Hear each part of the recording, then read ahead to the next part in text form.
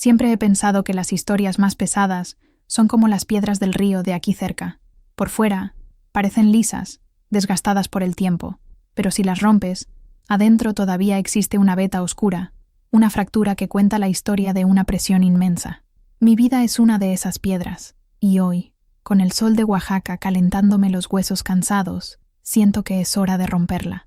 Si tienes un momento y el corazón dispuesto a escuchar los susurros de una vida que el tiempo casi borró, te invito a quedarte. Toma una silla imaginaria aquí en mi porche. Suscríbete a este pequeño rincón de memorias, porque lo que voy a contar no es solo un secreto, es el cimiento silencioso de todo lo que soy. La verdad es que todo se derrumbó un martes. Los martes siempre han tenido un sabor a ceniza para mí. Un día sin la promesa del fin de semana y demasiado lejos de la energía del lunes. Fue en un martes que mi hijo, Mateo, llegó a casa con una sonrisa que no veía en su rostro desde que era un niño, y le regalaban un dulce de tamarindo en el mercado del pueblo. Tenía 50 años, un hombre hecho y derecho, ingeniero respetado en Puebla, pero allí, parado en la puerta de mi modesta casa, parecía tener 10. Sus ojos, de un castaño profundo que siempre me causaron una mezcla de orgullo y pánico, brillaban. Sostenía la mano de una muchacha, unos 20 años más joven que él, bonita de una manera sencilla, con el cabello negro y liso que caía sobre sus hombros como una cascada de noche. «Mamá», dijo él, con la voz embargada por una felicidad que casi me hizo llorar. «Quiero que conozcas a Sofía. Nos vamos a casar». El aire se enrareció en mis pulmones. Por un instante, el mundo se detuvo. El zumbido de las cigarras, el olor a tierra mojada de la maceta de geranios, todo se cayó. Sonreí, una sonrisa que cosí en mi rostro con la práctica de décadas. Abracé a la muchacha, dije las palabras que una madre debe decir, que era una alegría, que era bienvenida, que mi hijo merecía toda la felicidad del mundo. Sofía era dulce, educada, y me miraba con un respeto que me hizo sentir aún más farsante. Conversamos durante horas. Hablaron de los planes, de la casa que estaban remodelando en Puebla, de la fiesta de compromiso que querían hacer allí, en el rancho, para honrar mis raíces. Serví café, pan dulce, y escuché todo con el corazón latiendo desacompasado contra mis costillas. Todo iba bien, demasiado bien. Fue cuando Mateo, revolviendo en su cartera, sacó una pequeña fotografía gastada en los bordes. «Mira, mamá, esta es la familia de Sofía, su padre, su madre y su abuelo. Es un hombre increíble, un contador de historias. Te va a encantar conocerlo. Él también es de aquí de la región. ¿Lo puedes creer? De un pueblo cerca de Mitla». Me extendió la foto. Mis manos temblaron al tomarla. La imagen era de una fiesta familiar, todos sonriendo. Allí, en una esquina, un poco desenfocado, pero inconfundible, estaba un hombre mayor, de cabello blanco y piel arrugada por el sol. Sus ojos, sin embargo, eran los mismos ojos mansos que, 51 años atrás, me miraron con una ternura prohibida en medio del maizal. Era él, Ricardo, el primo de mi difunto esposo, el verdadero padre de Mateo. En ese instante, la piedra se partió. El suelo bajo mis pies, que pasé toda mi vida cimentando con mentiras para mantener a mi familia en pie, se agrietó de un extremo a otro. El secreto que juré llevar a la tumba ya no estaba enterrado. Estaba allí, sonriendo en una fotografía, a punto de entrar por mi puerta y sentarse a mi mesa. Para entender el tamaño del abismo que se abrió ante mí aquel martes, es necesario retroceder mucho, a un tiempo en el que yo no era Guadalupe, la matriarca respetada, la abuela en potencia. Yo era solo Lupita, una muchacha de 17 años con manos encallecidas de moler maíz y sueños tan pequeños que cabían en el bolsillo de mi delantal. Nací y crecí en San Pablo Villa de Mitla, un pueblo donde el pasado es más presente que el futuro. Las ruinas zapotecas que atraían a los turistas eran, para nosotros, solo parte del paisaje, testigos silenciosos de que todo, un día, se convierte en polvo y memoria. Mi familia era pobre, pero de una pobreza digna. Teníamos lo suficiente para comer, un techo de adobe para guarecernos de la lluvia y una fe inquebrantable en que el trabajo duro era el único camino. Mi padre, un hombre de pocas palabras y espalda encorvada por la faena del campo, decidió mi destino cuando cumplí 19 años. «Te vas a casar con Javier Méndez», anunció una noche, sin mirarme a los ojos, mientras se limpiaba la tierra de debajo de las uñas. «Es un buen hombre, trabajador, es camionero, no te faltará nada». No era una pregunta, era una sentencia. Apenas conocía a Javier. Él era 10 años mayor, un hombre robusto, de rostro anguloso, y un silencio que no era de paz, sino de ausencia. Vivía en un pequeño rancho en las afueras de Oaxaca, un lugar aislado, rodeado por campos de agave. Para mi padre, era una oportunidad de oro, una hija bien casada, con un hombre que tenía su propio camión y un pedazo de tierra. Para mí, era el fin de mi mundo, que ya era pequeño. La boda fue sencilla. Una misa en la iglesia del pueblo, una fiesta modesta en el patio de casa con mole y mezcal. Usé un vestido blanco prestado por mi prima y un velo que mi madre cosió. Recuerdo mirar a Javier en el altar y sentir un frío en la espalda. Él no sonreía. Sus ojos no brillaban.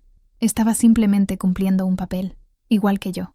La vida en el rancho era solitaria. Javier pasaba semanas en la carretera, transportando mercancías entre Oaxaca, Puebla y la Ciudad de México. Cuando volvía, siempre estaba cansado, impregnado con el olor a diésel y polvo. Era un hombre de rutinas. Llegaba, se daba un baño, cenaba lo que yo preparaba en silencio y luego se iba a la cama. No conversábamos sobre sueños, miedos o alegrías. Hablábamos sobre la reparación del motor, el precio del maíz, la gallina que dejó de poner huevos. Yo, que crecí rodeada por la cháchara de mis hermanas y vecinas, me vi hundiéndome en un silencio que dolía en los oídos. Los días eran largos e iguales. Cuidaba la huerta, los animales, la casa, limpiaba, cocinaba, cosía. Por la noche, me acostaba al lado de un extraño y rezaba para que el sueño llegara pronto. Él cumplía sus obligaciones de marido, con la misma eficiencia mecánica con la que cambiaba un neumático. No había cariño, no había ternura. Era solo un acto, rápido y silencioso, que me dejaba sintiendo un vacío aún mayor. No lo odiaba. Sería más fácil si lo odiara, pero no sentía nada. Él era como la lluvia fuerte que venía y se iba, una fuerza de la naturaleza que no podía controlar y de la cual solo me protegía. Poco a poco, fui convirtiéndome en parte del paisaje de aquel rancho. Útil, silenciosa e invisible, y lo acepté. Acepté porque era lo que las mujeres de mi época hacían. No buscábamos la felicidad, buscábamos la supervivencia, y yo estaba sobreviviendo. Poco sabía yo que sobrevivir no era lo mismo que vivir. La monotonía de mis días se rompió en el 3er año de matrimonio. Era la época de la cosecha del maíz, un trabajo demasiado pesado para una sola persona. Javier, que estaría en casa esa semana, anunció durante la cena: «Mi primo Ricardo viene mañana para ayudar. Se va a quedar unas semanas, hasta que terminemos todo. Prepara el cuarto del fondo». Fue todo lo que dijo. Asentí, como siempre. La idea de tener a otra persona en la casa me causaba una ansiedad extraña. Estaba tan acostumbrada al silencio que la presencia de un extraño parecía una invasión. Ricardo llegó a la mañana siguiente, en una camioneta vieja que soltaba un humo azulado. Se bajó, y por un momento me quedé sin reacción. Lo había visto de reojo en nuestra boda, pero no lo recordaba así. Era más joven que Javier, tal vez unos 5 años. Tenía el mismo tono de piel morena, quemada por el sol, pero sus rasgos eran más suaves, y sus ojos eran diferentes. Eran de un castaño claro, casi miel, y tenían una expresión mansa, casi tímida. Cuando me saludó, quitándose el sombrero de paja y sonriendo de lado, sentí algo que no sentía desde hacía mucho tiempo. Fui vista. «Buenos días, señora. Soy Ricardo. Agradezco la hospitalidad». Su voz era baja, respetuosa. Javier lo saludó con un abrazo rústico y enseguida lo llevó al campo. Me quedé en el porche, sintiendo el olor a polvo que la camioneta levantó y una punzada de algo que no sabía nombrar. Las semanas que siguieron fueron una transformación silenciosa en la rutina de la casa. La presencia de Ricardo llenó el espacio de una forma que la de Javier nunca lo hizo. Durante el día, él y mi marido trabajaban bajo el sol inclemente, pero era Ricardo quien silbaba melodías antiguas mientras recogía las mazorcas. Era él quien se detenía a beber agua y me agradecía con un «Dios se lo pague, Guadalupe», llamándome por mi nombre, no con un «oye» o un gesto. Por la noche, en la mesa de la cena, el silencio se rompió. Ricardo era un contador de historias. Hablaba de sus viajes, de las fiestas en los pueblos vecinos, de anécdotas graciosas que le ocurrían. Javier escuchaba con media sonrisa, a veces refunfuñando una o dos palabras, pero era evidente que hasta él se sentía más ligero. Yo participaba poco, más oyente que hablante, pero absorbía cada palabra. Ricardo tenía una manera de mirarme cuando servía el café, una mirada que no era invasiva ni irrespetuosa, pero que parecía preguntar: ¿y tú? ¿Qué piensas? Nadie nunca se había interesado por lo que yo pensaba. Un día, estaba en el gallinero, intentando arreglar una bisagra rota de la puerta. Mis manos, poco hábiles con las herramientas, estorbaban más de lo que ayudaban. De repente, su voz sonó detrás de mí, suave. «Con permiso, señora. ¿Quiere ayuda con eso?» Me giré asustada. Estaba allí, con un martillo en la mano. Solo asentí, avergonzada. Se acercó, y su olor era a tierra y sudor. Un olor a trabajo, pero diferente al de Javier. Era un olor vivo. Mientras arreglaba la bisagra con movimientos precisos, comenzó a hablar en voz baja. «Usted tiene buenas manos para la tierra. Sus geranios son los más bonitos que he visto». Mi corazón dio un brinco. Fue un cumplido simple, banal, pero viniendo de él, pareció la cosa más hermosa que alguien me había dicho jamás. «Gracias», murmuré, sin poder mirarlo a los ojos. «Sabe», continuó, probando la puerta, «a veces, las cosas más fuertes son las que necesitan más cuidado para no romperse». Me miró por un segundo, y tuve la certeza de que no estaba hablando solo de la puerta del gallinero. En ese momento, una pequeña grieta se abrió en la presa que había construido alrededor de mi corazón, y, por primera vez en 3 años, una gota de agua tibia comenzó a filtrarse. Los días se transformaron en semanas, y la presencia de Ricardo se convirtió en una constante reconfortante. Era una rutina peligrosa que se instaló sutilmente. Por la mañana, preparaba el café y las tortillas para los dos. Javier comía rápido, ansioso por empezar el trabajo. Ricardo comía despacio, saboreando, y siempre me decía: «Sus tortillas me recuerdan a las de mi madre, Guadalupe. Están hechas con paciencia». Y esa palabra, paciencia, parecía llevar un significado oculto, un reconocimiento de mi tiempo, de mi esfuerzo. Javier, ajeno a todo lo que no fuera el motor de su camión o el precio del flete, no se daba cuenta de los pequeños intercambios que ocurrían justo delante de sus narices. No veía las miradas prolongadas sobre la mesa de la cena, ni las veces en que Ricardo se ofrecía a ayudarme a cargar un cubo de agua del pozo, solo para que pudiéramos intercambiar algunas palabras lejos de los oídos de mi marido. Nuestras conversaciones eran siempre sobre cosas sencillas: el clima, la cosecha, las historias de su pueblo. Pero detrás de las palabras banales, había un entendimiento creciente, una complicidad silenciosa. Descubrí que él también era un solitario. Nunca se había casado. Decía que no había encontrado a la mujer adecuada. «Hay que tener suerte para encontrar a alguien con quien se pueda compartir el silencio», me dijo una vez, y la frase resonó en mí durante días. La atracción entre nosotros no era algo vulgar o puramente físico. Era una sed. Yo tenía sed de ser vista, de ser escuchada. Él, quizás, tenía sed de un hogar, de un cuidado que iba más allá de la obligación. Y bebíamos el uno de la fuente del otro en pequeños sorbos, en gestos mínimos que se volvían gigantescos en mi universo de privaciones. Una sonrisa cuando le entregaba un vaso de agua de tamarindo. La manera en que escogía la flor más bonita de mi jardín y la dejaba en la ventana de la cocina para mí.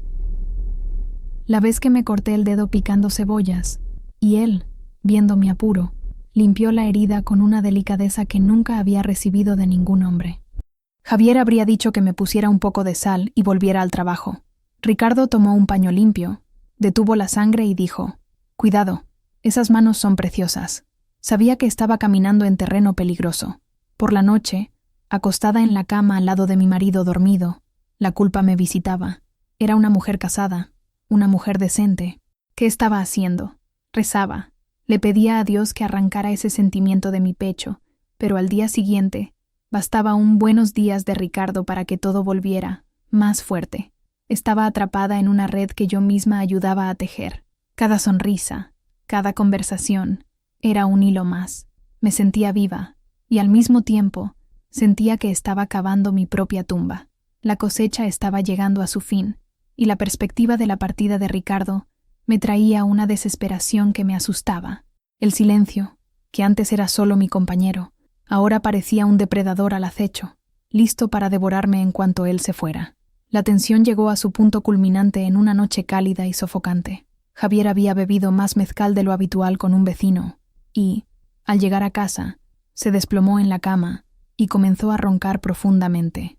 Yo no podía dormir. El aire estaba pesado, eléctrico, presagiando una tormenta. Salí al porche, buscando un poco de aire fresco.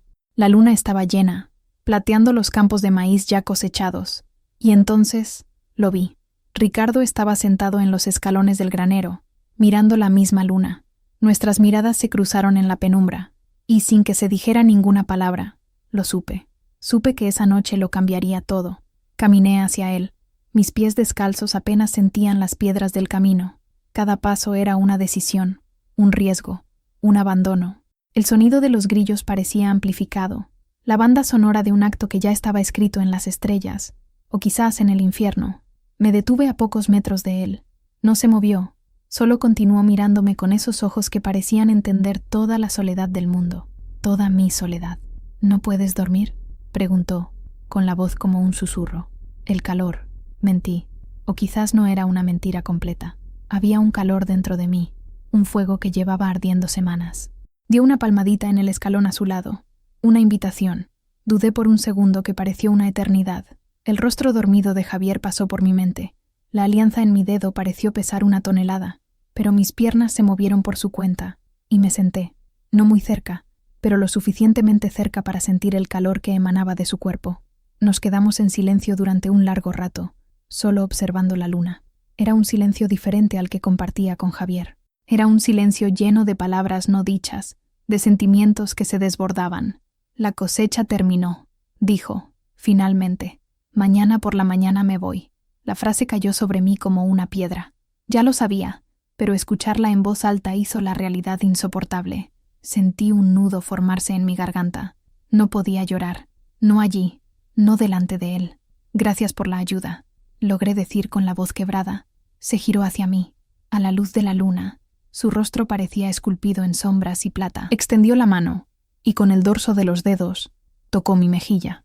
Fue un toque ligero, casi fantasmagórico, pero que envió un escalofrío por todo mi cuerpo. Cerré los ojos, entregándome a esa sensación. Guadalupe, susurró mi nombre, y fue como si fuera la primera vez que lo oía. No mereces esa tristeza en los ojos. Cuando abrí los ojos, estaba más cerca. El mundo se resumió a ese espacio mínimo entre nosotros. El rancho, mi matrimonio, mis obligaciones, todo desapareció. Solo existía su olor a tierra, el sonido de su respiración y la promesa de alivio en aquellos ojos color miel. No sé quién se movió primero. Quizás nos movimos juntos, atraídos por una fuerza mayor que nuestra conciencia, mayor que nuestro miedo. Sus labios encontraron los míos, y fue como beber agua después de una vida entera de sed. No fue un beso de pasión avasalladora, sino de un reconocimiento profundo, de una ternura desesperada. Se levantó y me tendió la mano. La tomé. Su mano era áspera, encallecida, pero el tacto era suave. Me guió hacia el interior del granero, donde el olor a heno seco y polvo flotaba en el aire. La luz de la luna entraba por las rendijas de la madera, creando franjas de luz y sombra en el suelo. Allí, en el silencio del granero, en medio de la noche, cometí el mayor pecado y, al mismo tiempo, tuve el único momento de verdadera conexión de mi vida. No hubo violencia, no hubo prisa. Hubo un cuidado, una delicadeza, un intercambio mutuo de consuelo para dos almas solitarias. En ese momento, no era la esposa de Javier, era solo Guadalupe, y él, solo Ricardo. Y por una única y breve noche, no estuvimos solos. Cuando volví a la casa, Javier todavía roncaba, ajeno a todo. Me acosté en la cama, y el olor a heno en mi cabello era la prueba de mi crimen. La culpa vino, abrumadora, pero por debajo de ella había una pequeña brasa de calor, un secreto que era solo mío. No sabía, en ese momento, que esa brasa se transformaría en un incendio que pasaría el resto de mi vida intentando controlar. A la mañana siguiente, cuando desperté, Ricardo ya se había ido. Dejó solo el eco de un susurro y una consecuencia que aún tardaría semanas en descubrir. La partida de Ricardo dejó un vacío aún más profundo que el que existía antes. La casa volvió a ser habitada por el silencio, pero ahora era un silencio acusador. Cada rincón parecía recordarme la noche en el granero. El olor del heno, el sonido de los grillos, la luz de la luna, todo se convirtió en testigo de mi traición. Javier volvió a su rutina de viajes largos. Cuando estaba en casa, la ausencia de Ricardo en la mesa hacía las comidas aún más opresivas. Mi marido no parecía notar mi melancolía. Para él, yo seguía siendo la misma, la mujer que cocinaba su comida, lavaba su ropa y calentaba su cama. Nunca preguntó por qué andaba más callada, por qué mis ojos parecían siempre distantes. Me lancé al trabajo como una forma de penitencia. Deservaba la huerta con una furia silenciosa. Fregaba el suelo hasta que me dolían las rodillas. Pasaba horas remendando ropa. Intentaba cansar mi cuerpo al extremo para que mi mente no tuviera fuerza para pensar. Pero el pensamiento era terco. Por la noche, los recuerdos de aquella noche me asaltaban. El toque suave, la voz baja, la sensación de ser, por un instante, el centro del universo de alguien. Y acto seguido, la vergüenza me quemaba por dentro. Pasaron algunas semanas. Empecé a sentir un cansancio diferente, una somnolencia que me abatía a media tarde. Mis senos se volvieron dolorosos, y por la mañana, una náusea persistente me revolvía el estómago. Al principio lo ignoré. Lo atribuí al calor, al exceso de trabajo. Pero entonces, mi regla, que siempre había sido puntual como un reloj, no vino. El pánico comenzó a instalarse. Era un pánico frío, que empezaba en la boca del estómago y subía por la garganta, dejándome sin aire. Contaba los días en el calendario, rehacía las cuentas, intentaba convencerme de que era solo un retraso, algo normal, pero en el fondo, en el lugar más oscuro de mi alma, yo sabía. El recuerdo de la noche en el granero volvió, ya no como un consuelo prohibido, sino como una sentencia de muerte. Una sola noche. Una sola vez. ¿Cómo podía Dios ser tan cruel y al mismo tiempo tan preciso? Javier estaba de viaje. Agradecía a los cielos su ausencia. Tuve tiempo para absorber el terror sola, en silencio. Andaba por la casa como un alma en pena, tocando mi vientre, a un plano, con una mezcla de miedo y una extraña, minúscula, chispa de algo más. No era alegría, era quizás un sentido de conexión. Esa semilla, fuera de quien fuese, era una parte de mí. La confirmación llegó a través de una vecina, una anciana y partera, doña Elodia. Fui a su casa con la excusa de llevarle un poco de queso fresco. Entre una conversación y otra, mencioné mis náuseas, mi fatiga. Me miró con sus ojos pequeños y astutos, que parecían ver a través de la gente. ¿Cuántas semanas de retraso, mi hija?, preguntó, sin rodeos. Murmuré un número. Ella sonrió, una sonrisa arrugada y sin malicia. Ah, Lupita, eso no es enfermedad, es bendición. Le vas a dar un hijo a Javier. La palabra bendición sonó como una maldición. Le di las gracias. Tomé mi cesta vacía y volví a casa con las piernas temblando. La certeza era un peso abrumador. Llevaba un hijo en mi vientre, y ese hijo no era de mi marido. El mundo, que ya era pequeño y opresor, se encogió hasta convertirse en una celda de prisión sin barrotes, donde yo era la única prisionera y al mismo tiempo la carcelera. El secreto nació allí, en ese instante. Un secreto que tendría que alimentar, proteger y esconder por el resto de mi vida. El primer instinto fue la desesperación. Pensé en huir. Pero, ¿a dónde? No tenía dinero. No tenía a dónde ir. Mi familia me repudiaría. En un pueblo como el mío, una mujer embarazada y sin marido era una paria, la vergüenza personificada. Pensé en cosas peores, en tés amargos que las mujeres susurraban que podían resolver el problema. Pero el simple pensamiento me causó una repulsión física. Esa vida dentro de mí, por más aterradora que fuera su origen, ya era una vida. Era mi responsabilidad. Entonces, el instinto de supervivencia tomó el control. Si no podía huir de la realidad, tendría que torcerla. Tendría que construir una mentira tan sólida, tan bien acabada, que nadie jamás sospechara la verdad. Javier volvería en unos días. Necesitaba un plan. Pasé una noche entera despierta, sentada en la cocina, con el calendario frente a mí. La luz del quinqué parpadeaba, proyectando sombras danzantes en las paredes de adobe. Recordaba vagamente las últimas veces que Javier había estado en casa antes de su largo viaje. Necesitaba encajar mi embarazo en esas fechas. Las cuentas eran un tormento. Contaba y recontaba las semanas, intentando hacer que lo imposible se volviera plausible. El miedo hacía que mi mente trabajara con una claridad aterradora. Sabía que Javier era un hombre distraído, que no prestaba atención a los detalles de la vida doméstica, y mucho menos a los ciclos femeninos. Esa era mi única ventaja. Cuando llegó, cansado y polvoriento como siempre, lo esperé.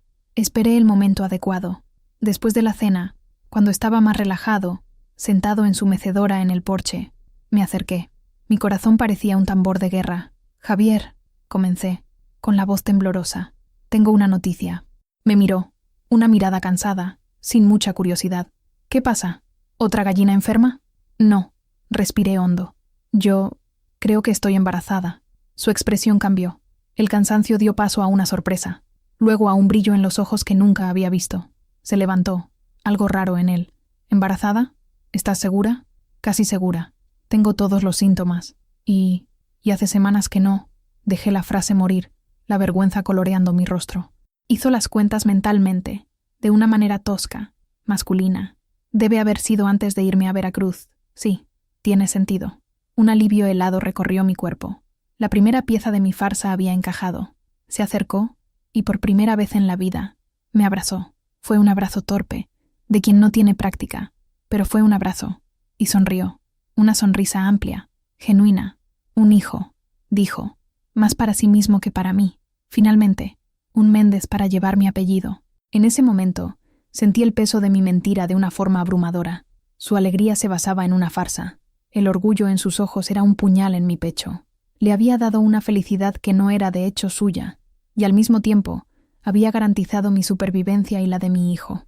A partir de ese día, pasé a vivir dos vidas. La de fuera, la esposa agradecida y feliz, y la de dentro, la prisionera aterrorizada de un secreto que crecía junto con mi vientre.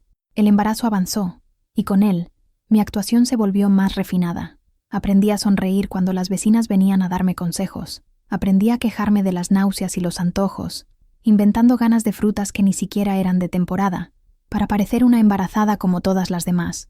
Por fuera, era el retrato de la futura madre feliz. Por dentro, cada día era una prueba de fuego. El mayor miedo era la apariencia del niño.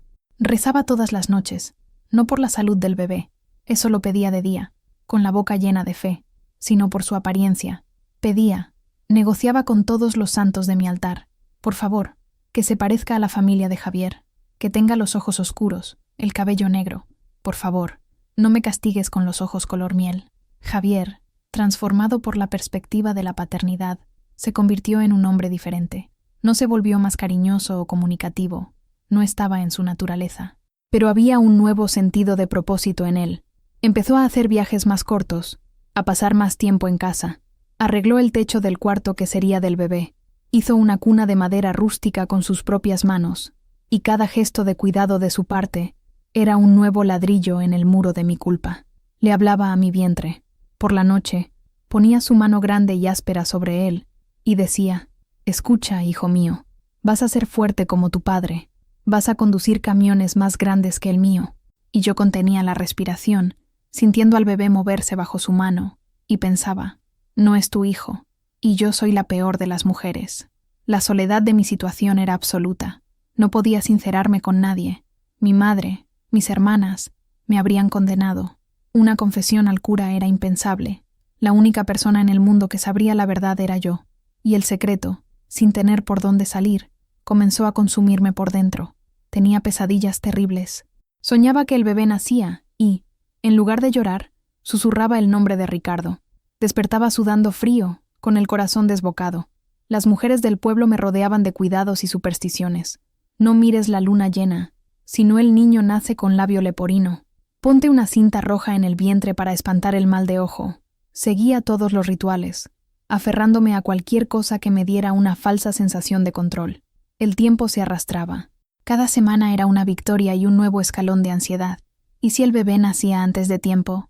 ¿Y si las cuentas de la partera eran diferentes a las mías? Vivía en estado de alerta permanente, analizando cada palabra, cada mirada, buscando señales de desconfianza que, en realidad, solo existían en mi cabeza.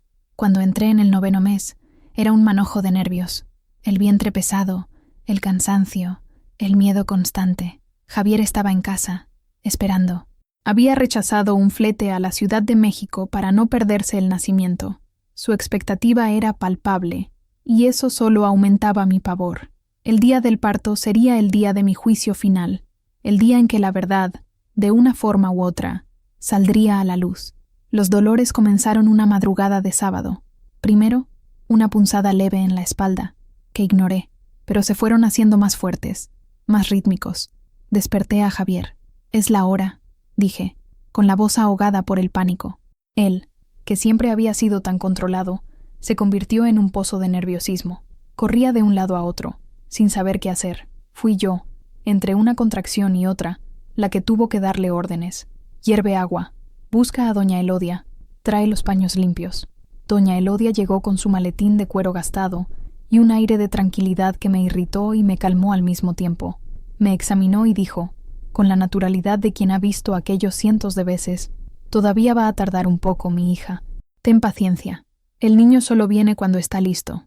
Las horas siguientes fueron un borrón de dolor, un dolor que me desgarraba, que me hacía perder la noción del tiempo y del espacio. A Javier lo mandaron fuera del cuarto. Caminaba de un lado a otro en la sala, el sonido de sus botas en el suelo de cemento marcando el ritmo de mi agonía. En medio del dolor, mi mente no paraba. ¿Y si doña Elodia se daba cuenta de algo? Era experimentada, ya lo había visto todo. ¿Y si el niño nacía con alguna señal, alguna marca que lo vinculara a Ricardo? Con cada contracción le pedía a Dios: «Misericordia, por favor, ten misericordia». Doña Elodia me guiaba con su voz firme y tranquila. «Respira, Lupita. Empuja ahora. Vamos, eres fuerte». Y yo sacaba fuerzas no sé de dónde, no solo para empujar esa nueva vida al mundo, sino para enfrentar lo que vendría después. Finalmente, después de un esfuerzo que pareció arrancarme el alma del cuerpo, lo oí. El llanto, un llanto fuerte, agudo, lleno de vida. Y entonces, el alivio y el terror me golpearon al mismo tiempo. «Es un niño», anunció doña Elodia sonriendo. «Un niño grande y sano». Lo limpió y lo envolvió en un paño blanco. Mi corazón estaba en la garganta. No podía preguntar. No podía decir las palabras. «¿Cómo es?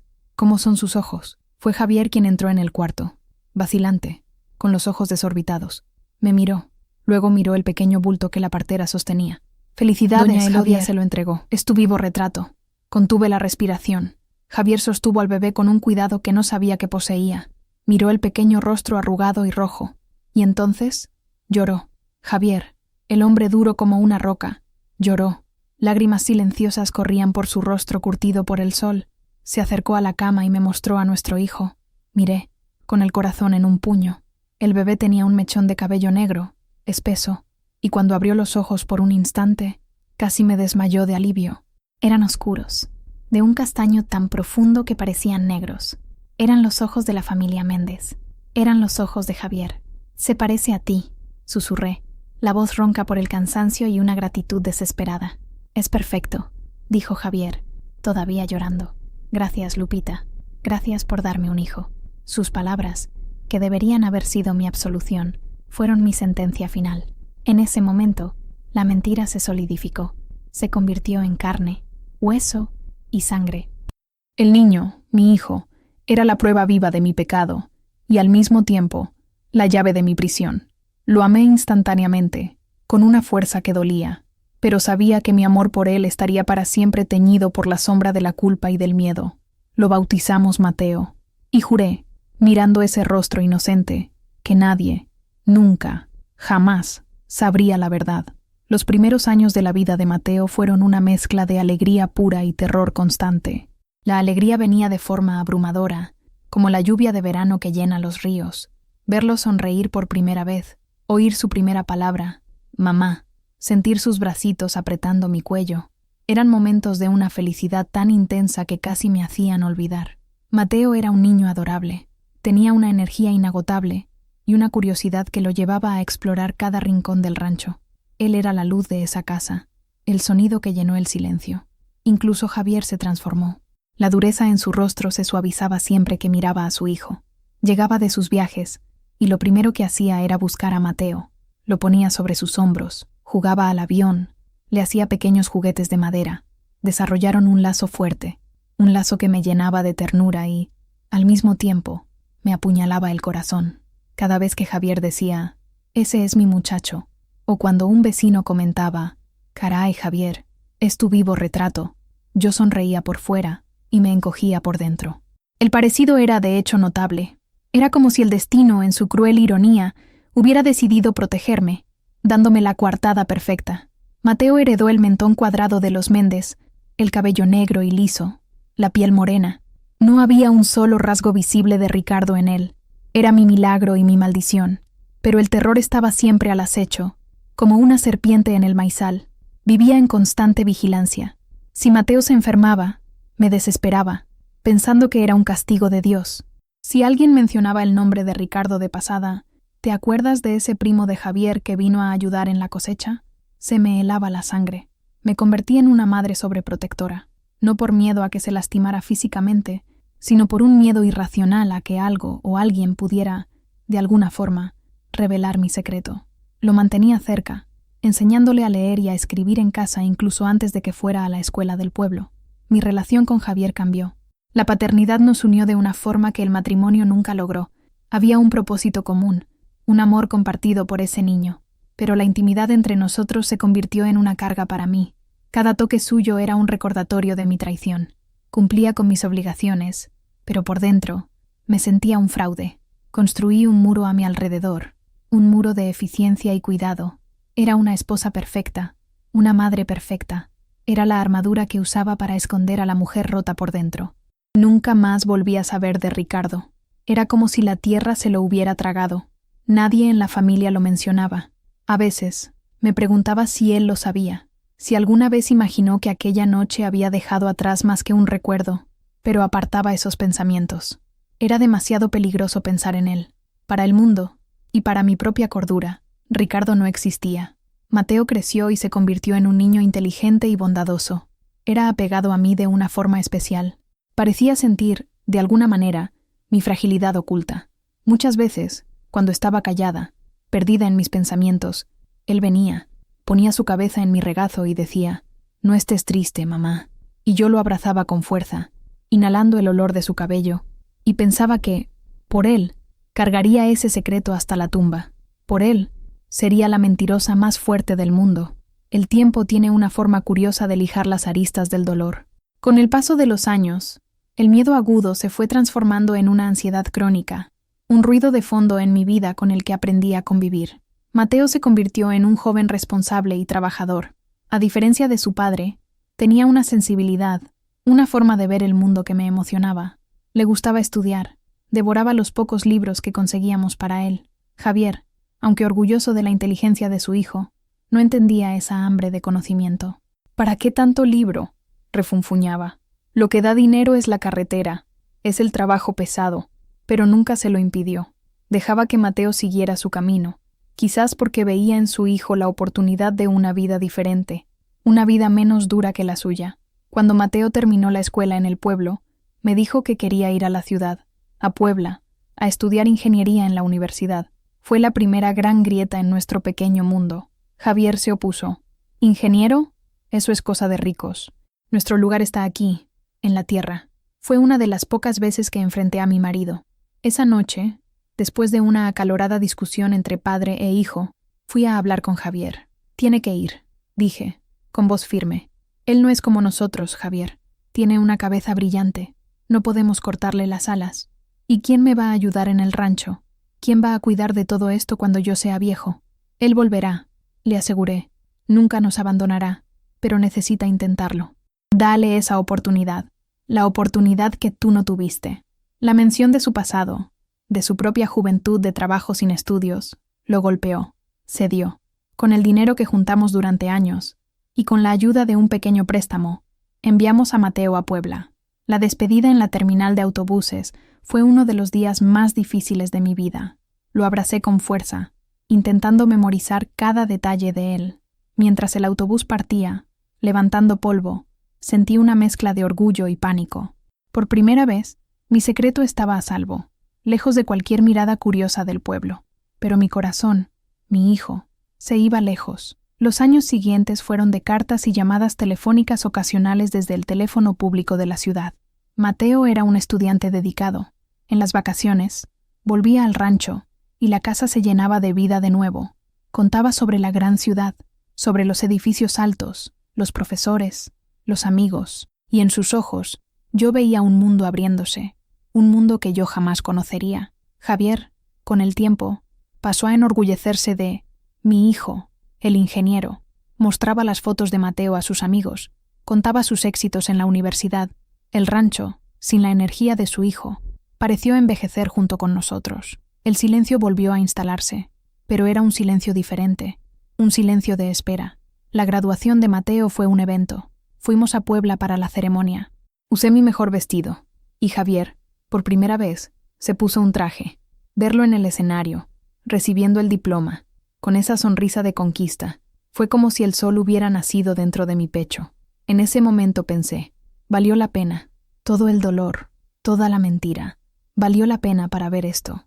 Mateo consiguió un buen empleo en una constructora en Puebla. Nos ayudaba económicamente.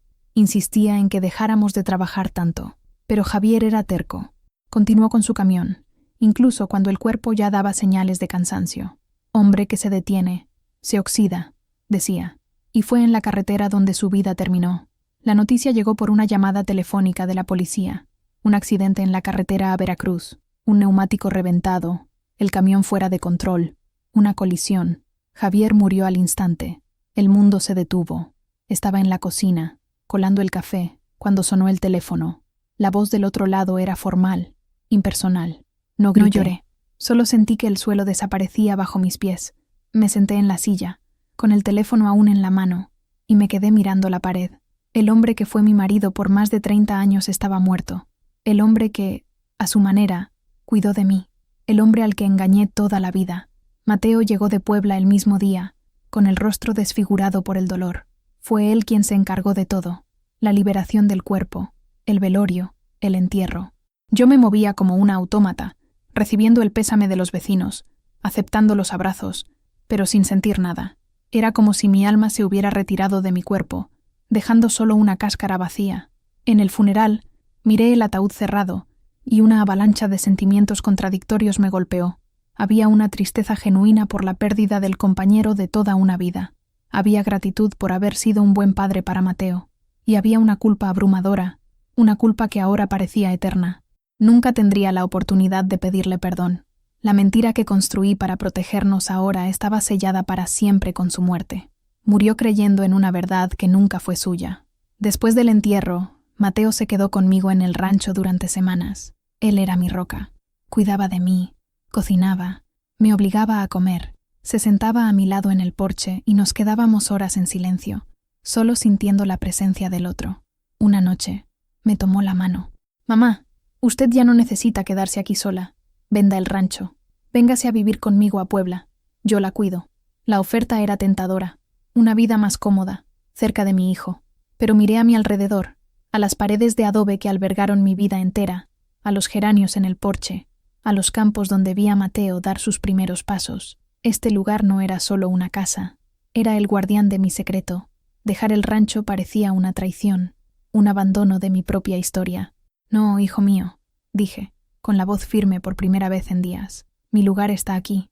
Estas son mis raíces. No sabría vivir en otro lugar». Él entendió. No insistió. Pero a partir de ese día, empezó a venir a visitarme con más frecuencia, a llamar todos los días. La muerte de Javier, de una forma extraña, nos unió aún más.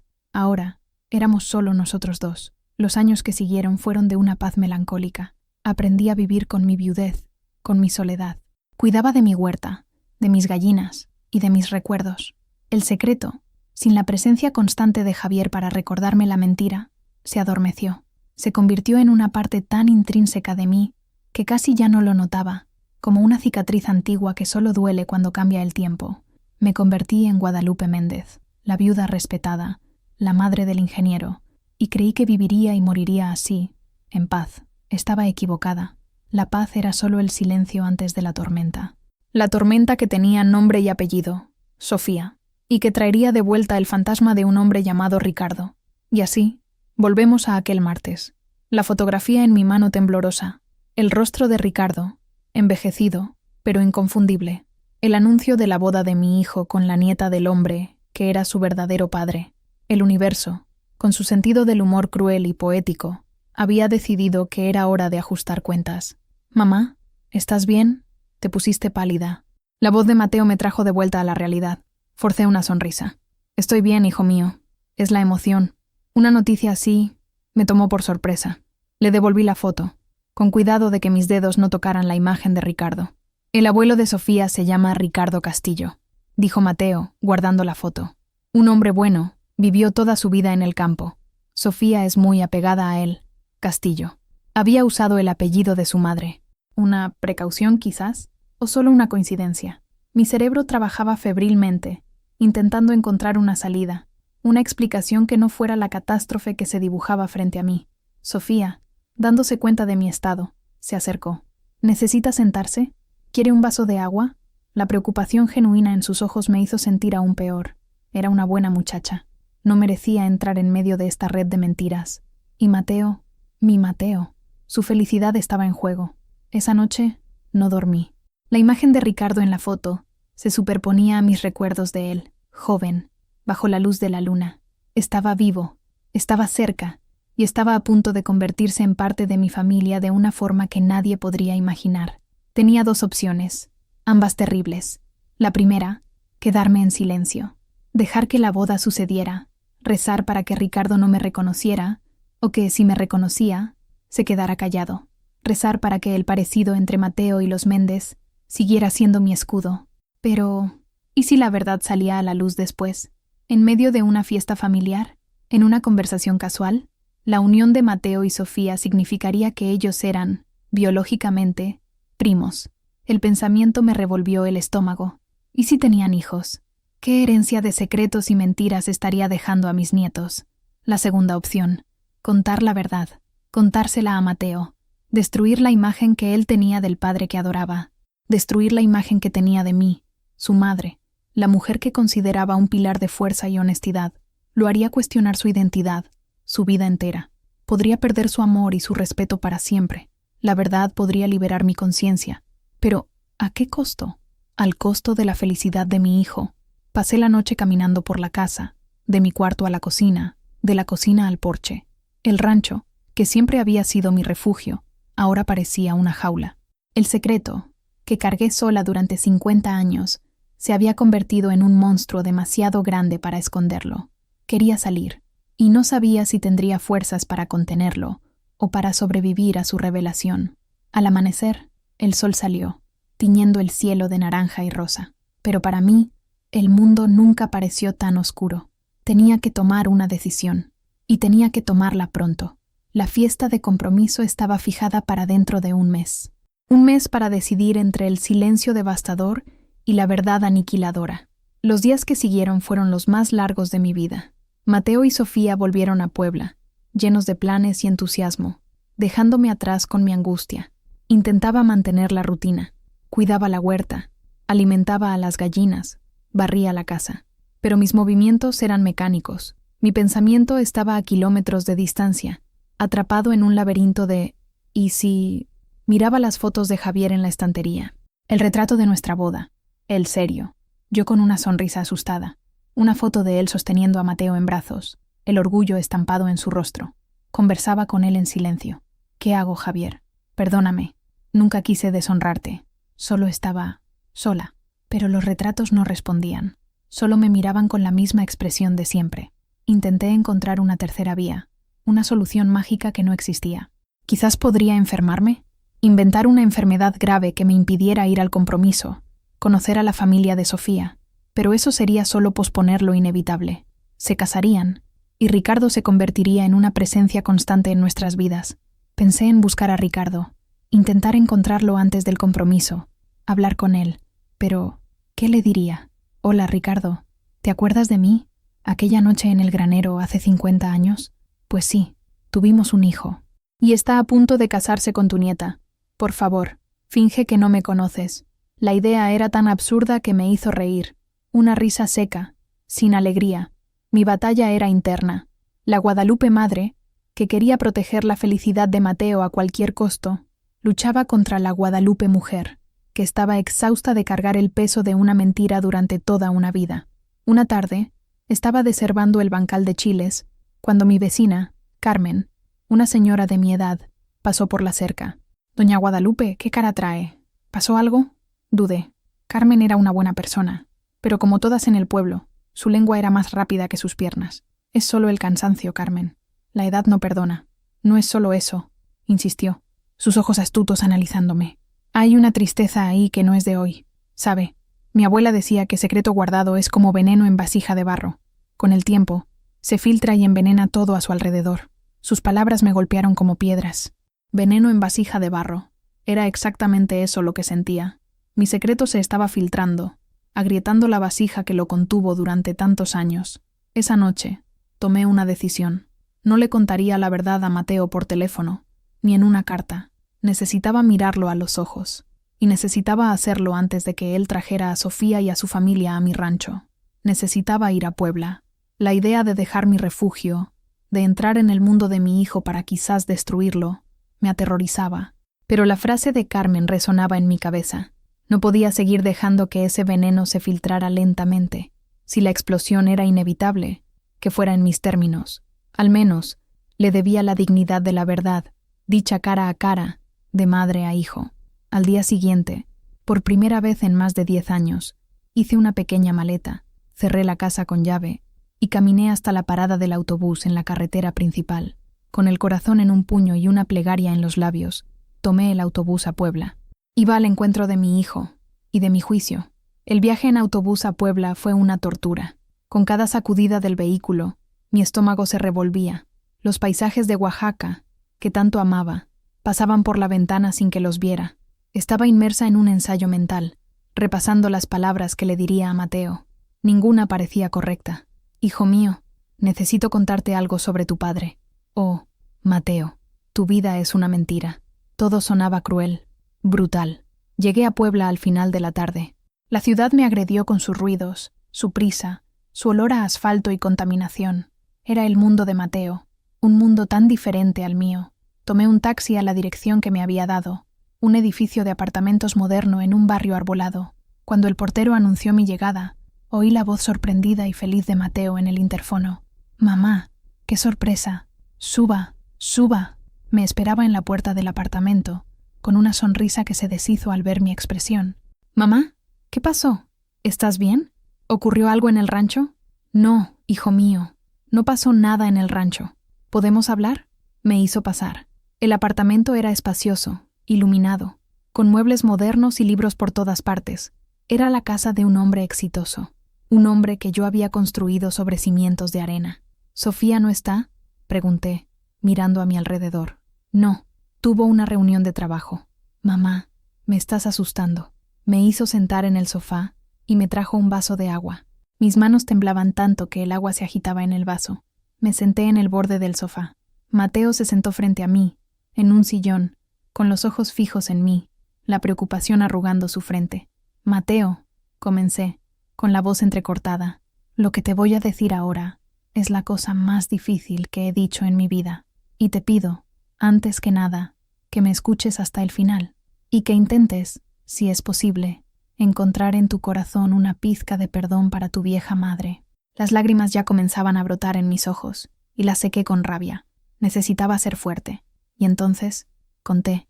Empecé por el principio, por mi soledad en el matrimonio con Javier, por la llegada de Ricardo, por la cosecha, las conversaciones, la noche en el granero. No omití nada, no intenté justificarme. Solo relaté los hechos, como si estuviera confesando un crimen. La voz salía baja, ronca, tropezando con las palabras que habían estado atrapadas en mi garganta durante 50 años. Mateo escuchaba en silencio absoluto. Su rostro, al principio preocupado, pasó por una serie de transformaciones. Confusión, incredulidad, y luego, una expresión que no pude descifrar, una máscara de piedra. No me interrumpió ni una sola vez. Solo se quedó allí, quieto, absorbiendo cada palabra. Cuando llegué a la parte del embarazo, de mi manipulación de las fechas, de su nacimiento, mi voz falló. No podía mirarlo a los ojos. Fijé mi mirada en mis manos, entrelazadas en mi regazo. Javier murió creyendo que era su hijo Mateo, y te amó más que a nada en la vida. Su amor era verdadero. Eso nunca fue una mentira. Y finalmente, llegué al presente. El abuelo de Sofía, Ricardo Castillo, es Ricardo, tu padre biológico. La sala quedó en silencio. Un silencio pesado, denso, que parecía absorber todo el aire. Finalmente levanté los ojos. Mateo estaba pálido. Sus ojos, que siempre amé, ahora me miraban como si fuera una completa extraña. Se levantó y caminó hasta la ventana, de espaldas a mí. Se quedó allí un tiempo que pareció una eternidad, mirando la ciudad allá afuera. Esperé el grito, la acusación, la rabia. Preparé mi corazón para ser despedazado. Cuando finalmente se giró, no había rabia en su rostro. Había un dolor profundo, una tristeza que parecía haber envejecido su rostro en años. Entonces, dijo, la voz ronca, casi un susurro, todo fue una mentira. No todo, hijo mío, supliqué, las lágrimas corriendo libremente ahora. Mi amor por ti, el amor de Javier por ti, eso nunca fue mentira. Esa es la única verdad que importa. Él negó con la cabeza, un gesto lento, de quien no puede procesar la información. Toda mi vida, repitió, mi nombre, mis recuerdos, el hombre que llamé padre. No terminó la frase, solo volvió a mirarme, y en el fondo de sus ojos vi al niño que crié, perdido, roto. Y supe, en ese momento, que al intentar protegerlo, le había causado la herida más profunda de todas. La conversación que siguió fue fragmentada, dolorosa. Mateo no gritó. Su reacción fue peor, un distanciamiento helado. Me hizo preguntas, pero de una forma clínica, como un ingeniero analizando una estructura que se ha derrumbado. ¿Él lo sabía? Ricardo, ¿sabía de mí? No lo sé, respondí, honestamente. Se fue a la mañana siguiente. Nunca más lo vi. Nunca más tuve noticias. Creo que no, Mateo. Creo que nunca lo supo. ¿Y por qué ahora? ¿Por qué contármelo ahora, después de 50 años? Por Sofía, dije, en voz baja. No podía dejar que se casaran sin que lo supieras. Son parientes. Y ya no podía. No aguantaba más el peso de esto, hijo mío. Me estaba matando. Caminaba de un lado a otro en el apartamento, pasándose las manos por el cabello. Era un gesto de nerviosismo que tenía desde niño. Verlo hacerlo ahora, por mi culpa, partió mi corazón en 1000 pedazos. ¿Y Sofía? Preguntó, deteniéndose de repente. ¿Qué hago con Sofía? ¿Cómo la miro ahora? ¿Cómo le explico que su abuela, la mujer que más admiro en el mundo, nos engañó a todos? La palabra abuela me golpeó. Era la primera vez que usaba ese término, y sonó como una acusación. No tienes que decirle nada a ella todavía, sugerí, desesperada. Primero, necesitas digerir esto. Nosotros podemos pensar juntos. Se rió, una risa sin humor. ¿Pensar juntos? Mamá, no hay un nosotros en esto. Usted tomó una decisión hace 50 años que nos afectó a todos. Ahora, yo tengo que lidiar con las consecuencias. Sus palabras fueron justas, pero dolieron como un golpe físico. Había roto algo entre nosotros, la confianza inquebrantable que siempre existió. Me voy a un hotel, dije, levantándome. No puedo quedarme aquí. Necesitas espacio. No, dijo, sorprendentemente firme. Usted no se queda aquí. Ningún hotel, en el cuarto de huéspedes. Pero yo necesito salir. Necesito respirar. Tomó las llaves del coche y la cartera, sin mirarme. Se detuvo en la puerta. Amo a Sofía, dijo, con la voz entrecortada, y no sé si tu verdad me va a costar su amor. Y entonces salió, cerrando la puerta tras de sí. Me quedé sola en el lujoso y silencioso apartamento, rodeada de la vida que mi hijo había construido. Y nunca me sentí tan pobre, tan miserable, en toda mi existencia. Había liberado mi secreto, pero en el proceso parecía que había perdido a mi hijo. Pasé la noche en el cuarto de huéspedes, en una cama demasiado blanda, en un silencio demasiado artificial. No dormí. Con cada ruido de coche en la calle, cada sonido del ascensor, saltaba, pensando que era él que volvía, pero no volvió. Por la mañana, estaba exhausta. La incertidumbre era un tormento. ¿Qué estaba haciendo? ¿Dónde estaba? ¿Habría ido a buscar a Sofía? ¿O a Ricardo? El sol entró por la ventana, iluminando un cuarto que no era mío, en una ciudad que no era mía. Me sentía desplazada, una extraña en la vida de mi propio hijo. Me levanté y fui a la cocina, movida por la fuerza de la costumbre. Preparé un café, fuerte y amargo, como el sabor en mi boca. Fue entonces cuando oí la llave en la puerta. Mi corazón se disparó. Mateo entró. Parecía exhausto, los ojos rojos, como si no hubiera dormido. Me miró, y su expresión ya no era de piedra.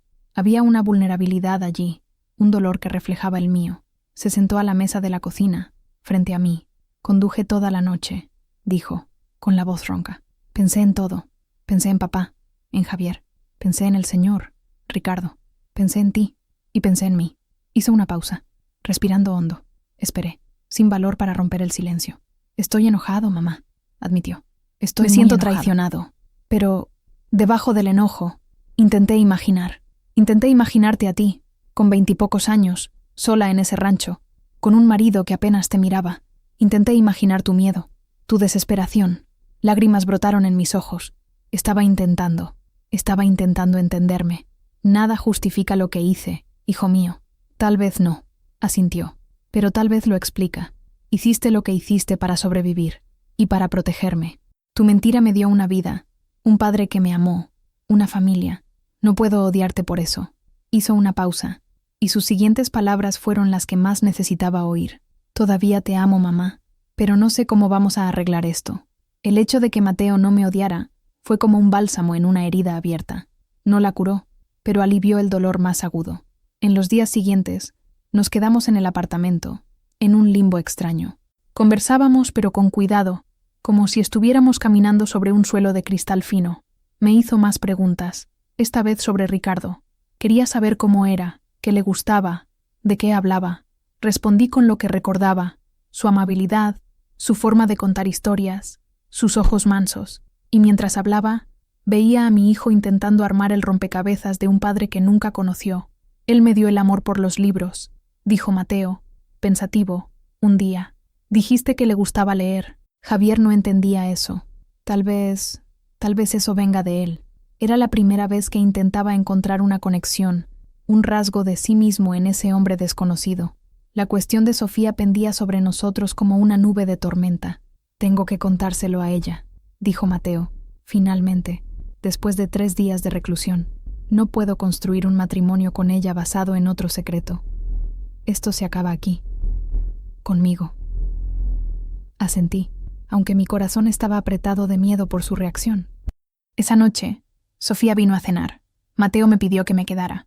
Tú empezaste esto. Tienes que estar aquí cuando yo termine. La tensión en la mesa era palpable. Sofía, sensible, se dio cuenta de inmediato. ¿Ha pasado algo? Ustedes dos están muy serios. Mateo tomó su mano. Sofía, mi amor, necesitamos hablar. Es sobre mi familia, sobre mi historia. Y entonces, con una calma y una claridad que me llenaron de orgullo, Mateo se lo contó. No me acusó, no me victimizó. Presentó los hechos como los había aprendido, centrándose en la soledad de su joven madre, en el miedo y en la decisión desesperada que tomó para sobrevivir. Habló del amor de Javier, de su propia confusión y dolor. Sofía escuchó todo sin decir una palabra, sus ojos yendo de Mateo a mí. Su rostro era un lienzo de emociones conflictivas. Shock, pena, confusión. Cuando Mateo terminó, diciendo que el abuelo de ella, Ricardo, era su padre biológico, ella retiró su mano de la de él, como si hubiera recibido una descarga eléctrica. Eso no puede ser verdad, susurró, mirándome. Asentí, las lágrimas que contenía finalmente cayendo. Es verdad, mi hija, y lo siento mucho, más de lo que las palabras pueden decir. Sofía se levantó, pálida. Mi abuelo es un hombre tan bueno, tan honorable. Él nunca... No puedo creerlo. Él no lo sabía, Sofía, dijo Mateo rápidamente. Nunca supo de mí. Mi madre cargó con esto sola todos estos años. Caminó por la sala, como Mateo había hecho días antes. La historia se repetía. Entonces, ¿somos primos?, preguntó, la palabra sonando extraña en su boca. Biológicamente sí, confirmó Mateo. Se detuvo y nos miró a los dos. Sus ojos estaban llenos de lágrimas. Necesito tiempo para pensar. Esto es demasiado. Tomó su bolso y salió. La puerta se cerró, sin mirar atrás, dejando un silencio aún más pesado que el de mi confesión a Mateo. Mi hijo hundió el rostro en sus manos. La he perdido, murmuró. Me acerqué y, por primera vez en días, lo toqué. Puse mi mano en su hombro. No, hijo mío, le diste la verdad. Ahora, ella necesita encontrar el camino de vuelta. Dale tiempo. El amor verdadero sobrevive a la verdad, por más dura que sea. Pero mientras decía esas palabras de consuelo, mi propio corazón estaba lleno de dudas. Finalmente había limpiado mi conciencia, pero parecía que, en el proceso, había destruido la felicidad de la única persona que importaba en mi vida. Los días siguientes fueron de una espera angustiante. Sofía no llamaba, no respondía a los mensajes de Mateo. Mi hijo se encerró en un caparazón de preocupación y tristeza. Iba al trabajo, volvía, pero su mente estaba en otro lugar. Y yo, sintiéndome la causa de todo aquello, intentaba ayudar de la única manera que sabía, cocinando sus comidas favoritas, manteniendo la casa en orden, ofreciendo un silencio compañero. Me sentía una intrusa en su dolor. Quería poder arreglarlo todo, pero yo era la propia grieta en los cimientos de su vida. Una noche, llegó del trabajo y me encontró en la cocina, preparando sopa de tortilla. «Mamá», dijo, con la voz cansada, «he estado pensando. Necesito hablar con él». «¿Con quién, hijo mío?» «Con Ricardo. Necesito escuchar su versión. No sé. Quizás solo necesito mirar el rostro del hombre que me dio la vida». La idea me llenó de pavor. Ese encuentro, que había evitado durante 50 años, estaba a punto de ocurrir. Pero vi la necesidad en los ojos de Mateo. Era un paso que necesitaba dar para seguir adelante.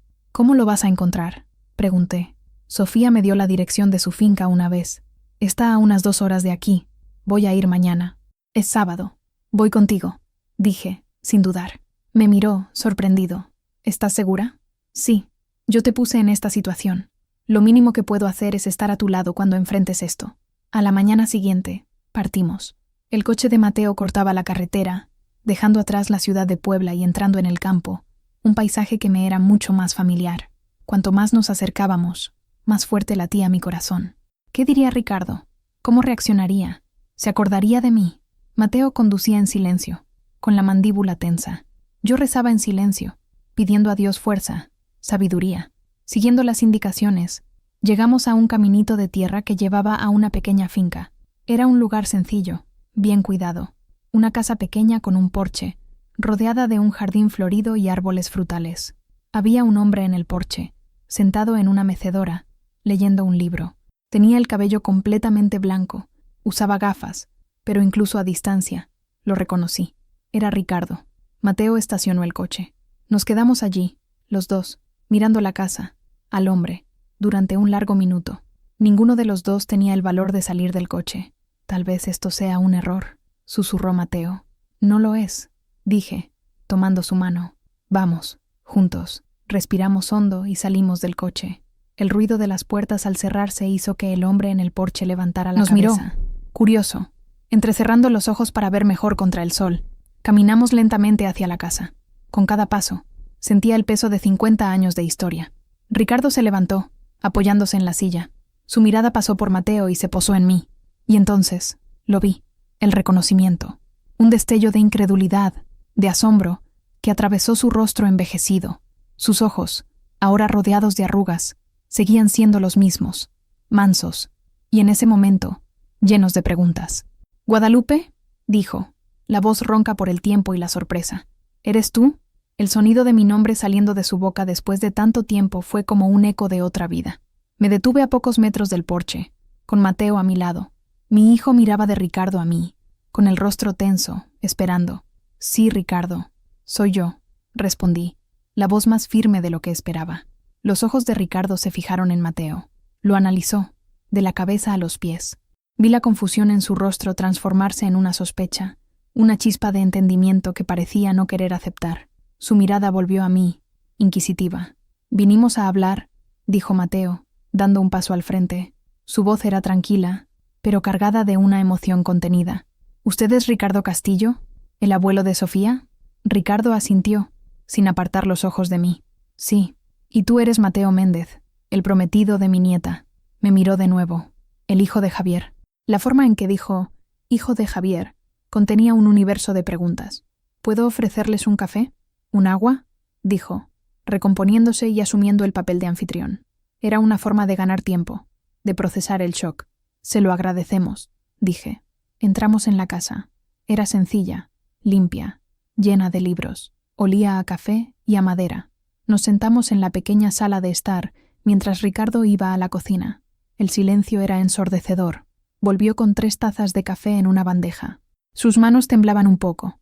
Nos sirvió y se sentó en el sillón frente a nosotros. «Guadalupe», comenzó, mirándome directamente. «Después de todos estos años, ¿qué los trae por aquí?». Fue Mateo quien respondió. Miró a Ricardo, Una mirada directa, sin rabia, pero con una intensidad que llenó la habitación. Vine aquí porque necesito saber la verdad. Mi madre me lo contó todo. Ricardo palideció. Me miró, y en sus ojos vi la confirmación de lo que siempre sospeché. Nunca lo supo. El shock en su rostro era genuino, profundo. ¿Todo? Susurró. Sobre la noche en el granero, continuó Mateo. Sobre lo que pasó después. Hizo una pausa, respirando hondo. Ella me dijo que usted es mi padre. La taza en la mano de Ricardo tembló, derramando un poco de café en el platillo. La colocó en la mesita de al lado, con un golpe sordo. Hundió el rostro en sus manos por un momento. El silencio se prolongó. Contuve la respiración. Cuando levantó la cabeza, sus ojos estaban llenos de lágrimas. No miró a Mateo, sino a mí. ¿Por qué nunca me lo dijiste, Guadalupe? Su voz era un lamento. ¿Por qué me dejaste vivir todos estos años en la ignorancia? Yo me habría hecho cargo. ¿Habrías hecho qué, Ricardo? Lo interrumpí, el dolor de décadas saliendo a flote. ¿Habrías destruido 2 familias? ¿Me habrías convertido en una paria? Era joven. Tenía miedo. Hice lo que creí que tenía que hacer para sobrevivir. Para proteger a mi hijo. A nuestro hijo, corrigió, con la voz entrecortada. Y entonces, finalmente miró a Mateo. Una mirada de maravilla, de dolor, de arrepentimiento. Hijo mío. Se levantó y se acercó a Mateo, vacilante. ¿Puedo?, preguntó, extendiendo la mano, como si pidiera permiso para acercarse a algo sagrado. Mateo no se movió, solo lo observó. Ricardo tocó su hombro, y luego, en un gesto de emoción incontenible, lo abrazó. Un abrazo torpe, de 2 extraños unidos por la sangre y el tiempo. Vi a mi hijo cerrar los ojos, la rigidez en sus hombros cediendo un poco. Me levanté y fui al porche, dejándolos solos. No tenía derecho a participar en ese momento. Era su encuentro, un encuentro que yo pospuse durante 50 años. Mirando el jardín de Ricardo, las flores que cuidaba con tanto esmero, lloré. Lloré por la juventud que perdí, por las decisiones que tomé, por el dolor que causé. Pero por primera vez, sentí que quizás, solo quizás, la curación podría comenzar. Me quedé en el porche durante un largo rato, dándoles el espacio que necesitaban. El sonido de sus voces llegaba hasta mí, bajo e intermitente. No podía distinguir las palabras, solo el tono. Era una conversación seria, llena de pausas, como si estuvieran navegando en un terreno desconocido y frágil. Finalmente, la puerta se abrió. Mateo salió primero. Su rostro parecía más tranquilo, aunque todavía había una sombra de tristeza en sus ojos. Ricardo vino justo detrás. Parecía haber envejecido 10 años en una hora. «Mamá», dijo Mateo, «hemos hablado». Ricardo se acercó a mí. «Guadalupe, yo no tengo palabras. Lo que hiciste, la fuerza que tuviste para cargar con esto sola. No sé si admirarte o lamentar todo lo que pasaste. No necesito admiración, Ricardo. Solo necesitaba que mi hijo supiera la verdad. Es un buen hombre», dijo Ricardo, mirando a Mateo con un orgullo doloroso. «Lo criaste bien, tú y Javier». La mención de Javier fue como un puñetazo. Ricardo no lo culpó, no lo menospreció. Reconoció el papel del hombre que crió a su hijo. Y por eso, sentí una ola de gratitud. «¿Qué va a pasar ahora?», pregunté, mirándolos a los dos. «No lo sé», admitió Mateo. «Esto es complicado. Sofía, voy a hablar con ella», dijo Ricardo con firmeza. «Necesita oírlo de mí. Es una muchacha de buen corazón, pero está en shock. Yo se lo explicaré». «¿Y después?», insistió Mateo. «Después», dijo Ricardo mirando al horizonte. «Después tendremos que descubrir cómo ser una familia, de una forma u otra, si me lo permiten, claro». La palabra familia sonó extraña, nueva, una posibilidad que nunca había considerado. El viaje de regreso a Puebla fue silencioso, pero era un silencio diferente al de la ida. No era tenso, sino pensativo. Mateo parecía estar procesando todo lo que había sucedido. «Es un buen hombre, ¿verdad?», dijo Mateo, rompiendo el silencio cuando ya estábamos cerca de la ciudad. «Sí, hijo mío, siempre lo fue. Me enseñó fotos de Sofía de niña. La quiere mucho. Tiene miedo de perderla por esto. Nadie va a perder a nadie», dije, con más convicción de la que sentía. La verdad no destruye lo que es real, solo limpia el terreno. Esa noche, recibimos una llamada. Era Sofía. Su voz estaba entrecortada. «¿Mateo? Mi abuelo está aquí. Me lo ha contado todo. ¿Podemos vernos mañana? ¿Nosotros 3? ¿Tú, tu madre y yo?» «Claro, mi amor», dijo Mateo, el alivio inundando su voz. «Donde tú quieras. En tu casa», dijo ella. Creo que necesitamos hablar donde todo empezó a revelarse. Colgamos el teléfono, y por primera vez en semanas, vi un atisbo de esperanza en los ojos de mi hijo. La batalla más difícil aún estaba por venir, pero al menos, ahora, ya no luchábamos solos. La verdad estaba sobre la mesa, y todos tendrían que aprender a vivir con ella. El día siguiente amaneció gris y lluvioso, como si el cielo de Puebla reflejara el estado de nuestros corazones. La espera de la llegada de Sofía era torturante. Mateo caminaba por la sala, arreglando objetos que ya estaban en su sitio, una clara señal de su nerviosismo. Yo me senté en el sofá, con las manos quietas en el regazo, intentando proyectar una calma que no sentía. Cuando sonó el timbre, ambos saltamos. Mateo respiró hondo y fue a abrir. Sofía entró, seguida por Ricardo. Estaba pálida, con los ojos hinchados de tanto llorar. No me miró, sino que fue directamente hacia Mateo. Se miraron fijamente durante un largo momento, y entonces ella lo abrazó. Un abrazo apretado, desesperado. «Perdóname por haber desaparecido», susurró en su hombro. Estaba tan confundida. «Lo entiendo», dijo Mateo, abrazándola de vuelta. Ricardo se quedó parado cerca de la puerta, con el sombrero en las manos, pareciendo un espectador en su propia tragedia. Me miró, una mirada que pedía disculpas por todo. Después del abrazo, Sofía se giró hacia mí, caminó lentamente y se detuvo frente a mí. Mi corazón estaba en la garganta. Me preparé para su rabia, para su acusación. «Doña Guadalupe», comenzó, con la voz temblorosa. «Mi abuelo me contó la historia, su historia, y pasé toda la noche pensando en la suya, intentando imaginar su miedo, su soledad». Hizo una pausa, tragando saliva. «No puedo, ni por un segundo, imaginar el peso que usted cargó. Y no la juzgo. Solo lo lamento. Lamento todo lo que tuvo que pasar». Las lágrimas corrieron por mi rostro. Su compasión, la empatía de esa joven mujer, me desarmó por completo. Esperaba cualquier cosa, menos eso. «Gracias, mi hija», fue todo lo que pude decir. Nos sentamos todos en la sala. La atmósfera todavía era pesada, pero ya no había hostilidad. Había una tristeza compartida, una comprensión de que todos allí eran, de alguna forma, víctimas de las circunstancias. Entonces, comenzó Mateo, mirando de Sofía a Ricardo. «¿Qué hacemos ahora?». Fue Sofía quien respondió, con una fuerza sorprendente. «Te amo, Mateo, y nada de esto cambia eso. De hecho, solo me ha hecho darme cuenta de lo fuerte que es tu raíz, tu historia». Se giró hacia Ricardo. «Y abuelo, usted siempre será mi héroe. Saber esto no cambia el amor que siento por usted». Finalmente, me miró a mí. «Y usted, doña Guadalupe, cometió un error terrible, nacido de la desesperación, pero también le dio al hombre que amo una vida, una educación, y lo convirtió en el hombre íntegro que es hoy. Usted es su madre, y pronto, si todavía me aceptan, será mi suegra».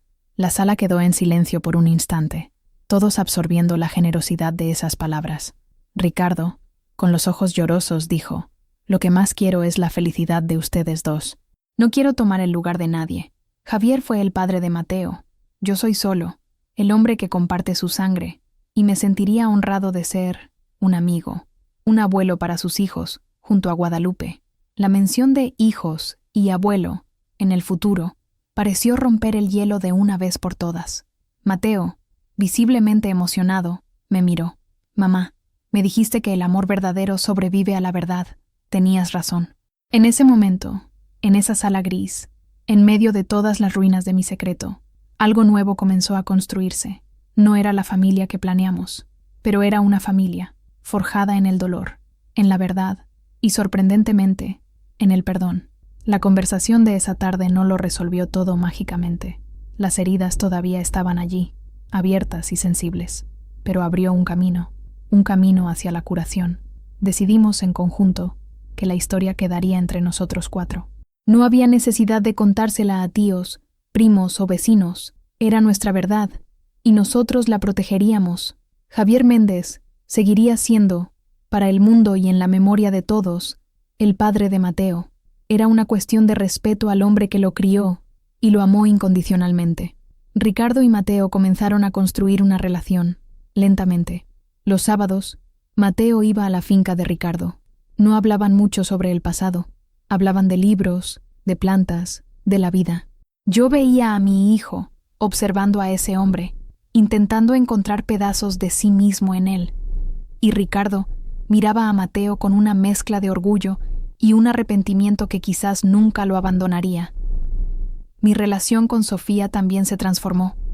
Empezó a llamarme, a visitarme. Había un nuevo nivel de profundidad entre nosotras, una comprensión que iba más allá del lazo normal de suegra y nuera.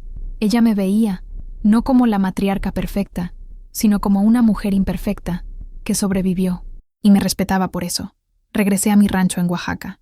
La soledad ya no parecía tan pesada. El silencio ya no era acusador.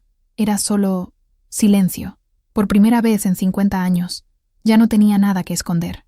Caminaba por mi casa, miraba mis fotos, y sentía una paz que nunca imaginé que fuera posible.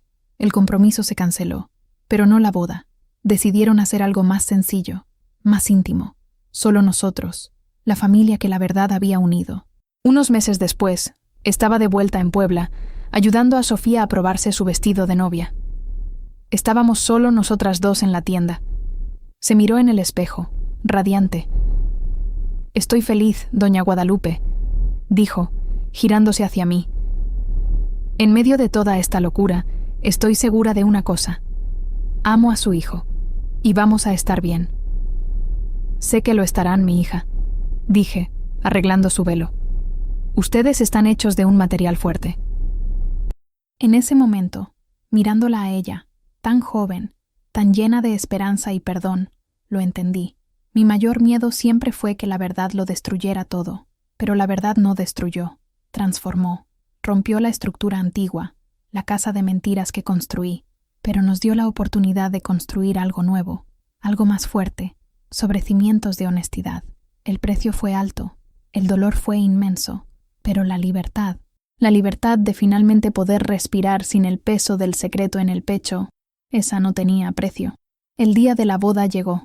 Era una mañana de sol en Puebla. La ceremonia sería en el registro civil, seguida de un almuerzo en el apartamento de Mateo y Sofía. Sencillo, íntimo, verdadero. Me arreglé en mi antiguo cuarto de huéspedes, que ahora parecía un lugar de reinicio. Me puse un vestido azul, el color de la tranquilidad. Cuando me miré en el espejo, vi a una mujer de 74 años, con el rostro marcado por el tiempo y las lágrimas, pero por primera vez, los ojos que me devolvían la mirada no cargaban el peso de la culpa. Había una ligereza allí que no reconocía.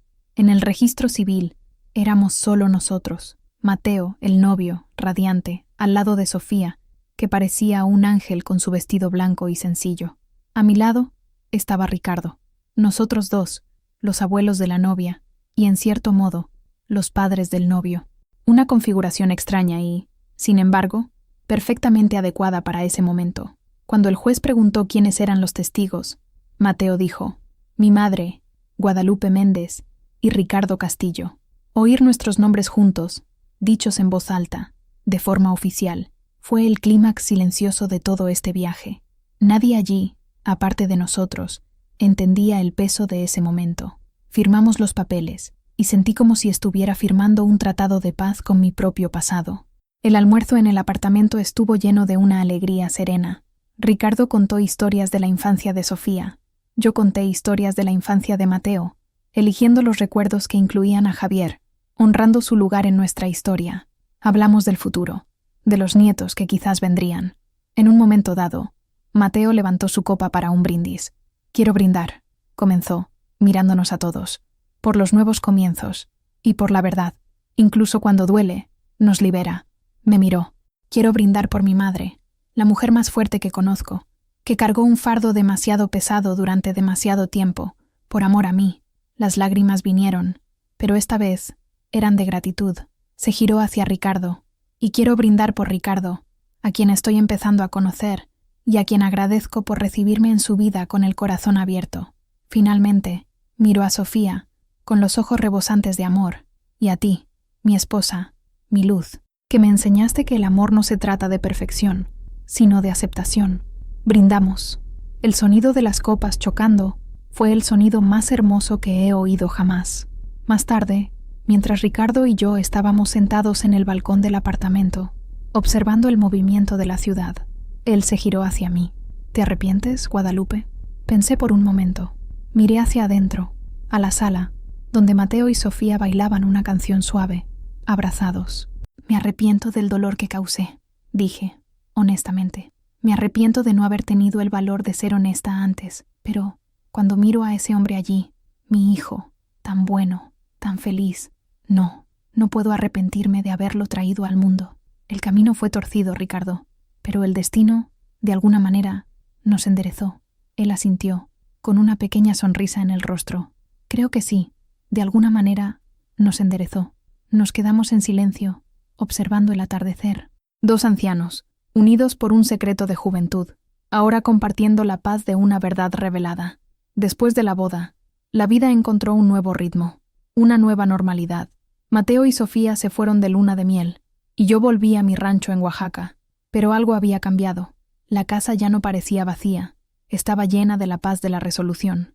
Ricardo y yo empezamos a hablar por teléfono de vez en cuando. Nuestras conversaciones eran sobre el tiempo, las cosechas, la salud. Eran las conversaciones de dos viejos amigos, con un océano de historia no dicha entre ellos, pero con un entendimiento mutuo que no necesitaba palabras. Nunca más tocó el pasado, y yo tampoco. No era necesario. Estábamos enfocados en el presente, en el futuro que se nos había dado. Mateo me llamaba todos los días, como siempre, pero ahora su voz tenía una ligereza diferente. Me contaba sobre su matrimonio, sobre los proyectos en el trabajo, y a veces, decía, hablé con Ricardo hoy. Me enseñó una técnica para podar los rosales, y mi corazón se llenaba de una alegría serena. Mi hijo tenía dos padres en su vida. Uno, un recuerdo sagrado de amor y dedicación. El otro, una presencia nueva, una raíz por descubrir. Un año después de la boda, recibí la llamada que esperaba. Era Mateo, con la voz exultante. «Mamá, va a ser abuela». La alegría que sentí fue pura, sin sombras, sin miedo. Por primera vez, la idea de una nueva generación no me traía el pavor de la mentira, sino la promesa de la continuidad. Fui a Puebla para el nacimiento. En la sala de espera del hospital, estábamos Ricardo y yo, sentados lado a lado, esperando. «¿Estás nervioso?», le pregunté. «Aterrado», admitió, con una sonrisa. «Es mi primera vez». La frase tenía un doble sentido que nos hizo sonreír. Cuando la enfermera nos llamó, entramos en la habitación. Sofía estaba cansada, pero radiante. Y en los brazos de Mateo había un pequeño bulto. «Mamá, Ricardo», dijo Mateo, «quiero que conozcan a su nieta, Javier». Se me cortó la respiración. Me miró, y entendí. Era un homenaje, una forma de decir que el amor que construye es tan importante como la sangre que genera. Ricardo, a mi lado, tragó saliva, con los ojos brillantes. «Es un nombre hermoso», dijo, con la voz entrecortada. «Un nombre fuerte». Mateo me entregó a la pequeña Javier. Era minúscula. Y cuando abrió los ojos, sonreí. Eran de un castaño claro, casi miel. Eran los ojos de Ricardo. Y por primera vez no sentí miedo. Sentí solo amor. Hoy han pasado algunos años. Tengo casi 80. Mi nieta, la pequeña Javier, corre por el patio de mi rancho, su risa resonando en el aire cálido de Oaxaca. Es una mezcla perfecta de todos nosotros. Tiene los ojos del abuelo Ricardo, la sonrisa de su madre Sofía, la inteligencia de su padre Mateo y, dicen, la terquedad del abuelo Javier, cuyo retrato ella señala y llama Abuelo Ángel. La vida se ha asentado. Ricardo es una presencia constante y amable. Él y Mateo comparten el amor por los libros y el silencio del campo. Sofía es la hija que nunca tuve. Y Mateo, mi hijo, es el pilar que sostiene a toda esta extraña y maravillosa familia nuestra. A veces, por la noche, me siento aquí en mi porche, el mismo porche donde comenzó la tormenta, y miro las estrellas. Pienso en el largo y tortuoso camino que me trajo hasta aquí. Pienso en la joven Lupita, asustada y sola, tomando una decisión que definiría no solo su vida, sino la de tantas otras personas. No la perdono por completo. La culpa es una sombra alargada, y en días nublados todavía la siento, pero la entiendo. Entiendo su desesperación y su inmensa fuerza para sobrevivir.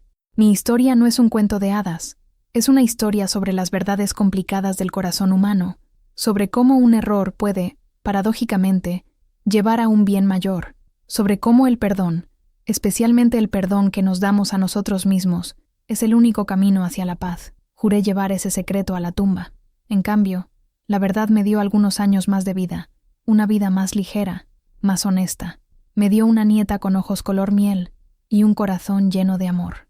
Y así, mi historia, la piedra que cargué durante tanto tiempo, finalmente encuentra su luz y se deshace en polvo, llevada por el viento. Si ha tocado tu corazón de alguna manera, si te ha hecho pensar en los secretos que todos cargamos, dímelo en los comentarios. Historias como la mía, por más dolorosas que sean, ganan fuerza cuando se comparten y nos recuerdan que todos somos imperfectos, todos amamos y todos buscamos, al fin y al cabo, un poco de paz. Suscríbete a este canal para no perderte otros viajes del alma, y si crees en el poder del perdón y de los nuevos comienzos, deja tu me gusta, porque al final son esas las historias que realmente importan.